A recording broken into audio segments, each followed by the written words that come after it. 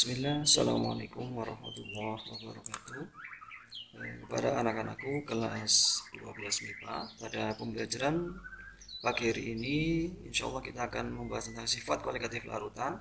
Diharapkan nanti setelah kita belajar, peserta didik atau kalian dapat memahami sifat kualitatif larutan tentang penurunan tekanan uap, memahami sifat kualitatif larutan kenaikan titik didih, memahami penjelasan tentang sifat kualitatif larutan dengan menggunakan diagram PT, dan menganalisis dan menyimpulkan penyebab sifat kualitatif larutan. Yang pertama berkaitan dengan sifat kualitatif larutan, ada sebuah fenomena mengapa pedagang es menaburkan garam dapur atau NaCl di dalam tempat penyimpanan esnya. Lalu fenomena yang kedua, mengapa di wilayah yang memiliki musim dingin garam-garam seperti CaCl2 atau NaCl ditaburkan ke jalan-jalan atau trotoar yang bersalju. Ini kira-kira fungsinya untuk apa? Terus fenomena yang berikutnya, pada saat kita memasak air, apa yang terjadi jika air tersebut mendidih, kita tambahkan gula? Air yang semula mendidih akan berhenti beberapa saat ketika ditambahkan gula. Kemudian akan mendidih kembali. Hal ini menunjukkan bahwa telah terjadi kenaikan titik didih. Titik didih air murni lebih rendah daripada titik didih larutan gula. Kenaikan titik didih ini bergantung pada jumlah zat terlarut yang ditambahkan pada pelarut, dalam hal ini adalah air. Sifat inilah yang disebut sebagai sifat kualitatif larutan.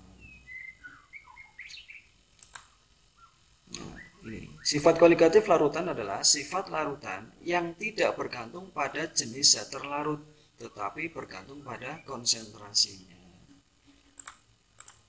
Yang pertama berkaitan dengan penurunan tekanan uap atau delta P. Apa yang disebut sebagai menguap? Jadi, menguap adalah gejala yang terjadi pada molekul-molekul zat cair meninggalkan permukaan cairan membentuk fase gas.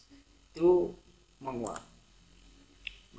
Ini misalnya pelarut air. Jadi air murni menguap. Jadi molekul airnya dalam bentuk cair menguap menjadi dalam fase gas atau dalam bentuk gas. Nah, ini larutan. Andai kata misalnya ini jumlah air yang molekul air yang menguap ini lebih banyak ya di sini. Kalau kita lihat, tetapi kalau ada larutan dalam ini misalnya tadi yang tadi contohnya gula dimasukkan dalam pelarut murni air, maka jumlah air yang menguap ini akan berkurang. Nah, uap yang ke atas ini membentuk tekanan. Nah, tekanan yang disebabkan oleh uap inilah yang disebut sebagai tekanan uap. Adanya zat terlarut non-volatil yang tidak mudah menguap di dalam suatu pelarut dapat menurunkan tekanan uap pelarut. Akibatnya tekanan uap larutan lebih rendah dari tekanan uap pelarut murninya. Di gambarnya seperti ini. Adanya zat terlarut ini menyebabkan jumlah pelarut yang menguap ini ya itu berkurang. Kenapa bukan terlarutnya, zat terlarutnya yang menguap? Karena zat terlarut di sini ada yang tidak mudah menguap atau non volatil, contohnya misalnya gula, garam dan seterusnya. Nah, ini adanya zat terlarut mengurangi jumlah air atau pelarut yang menguap, makanya tekanan uapnya berkurang. Hukum Raw.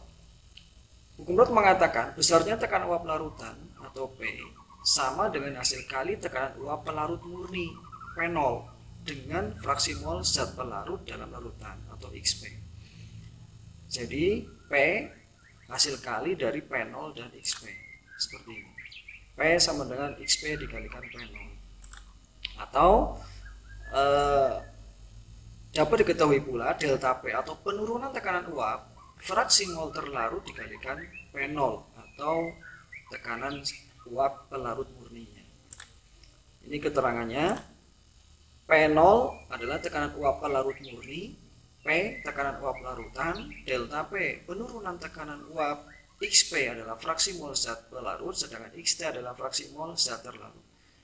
Jadi dia dasarkan dari dua rumus ini, P dan delta P, maka dapat diketahui hubungannya adalah delta P sama dengan P0 dikurangi P. Untuk penurunan tekanan uap, adalah besarnya tekanan uap murni dikurangi tekanan uap larutan. Contoh soalnya, misalnya fraksi mol urea dalam air adalah 0,3. Tekanan uap air pada suhu 20 derajat Celcius adalah 17,5 mmHg. Berapakah tekanan uap larutan pada suhu tersebut? Dari data di soal dapat kita rangkum XT atau fraksi mol zat terlarut dalam hal ini adalah urea itu 0,3. Nah, dari data XT atau X terlarut 0,3 dapat kita cari XP atau fraksi mol zat pelarutnya adalah 0,7 dari 1 dikurangi 0,3. Ayo, silakan kalian bisa buka kembali pada materi fraksi mol. Sedangkan P0-nya atau tekanan uap pelarut murninya adalah 17,5 datanya. Ditanya berapakah tekanan uap larutannya? Nah, bisa kita menggunakan rumus P sama dengan XP dikali P0. XP-nya dicari dari 1 dikurangi 0,3, jadi 0,7 XP-nya. Sedangkan P0-nya adalah 17,5. Jika tidak dikalikan hasilnya adalah 12,25 mm. Oke, ini rumus yang pertama. Bisa juga kita menggunakan rumus yang kedua atau delta P sama dengan XT dikali P0. Nanti dikombinasikan dengan P sama dengan P0 dikurangi delta P. Nah, XT-nya 0,3 dari data yang pertama ini. XT 0,3 dikali P0-nya 17,5. Sehingga ketemunya 5,25. Nah, berapakah nilai P-nya? Karena pertanyaannya di sini adalah P, maka P dapat dicari dari rumus P0 dikurangi delta P. 17,5 dikurangi 5,25, ketemunya adalah 12,25.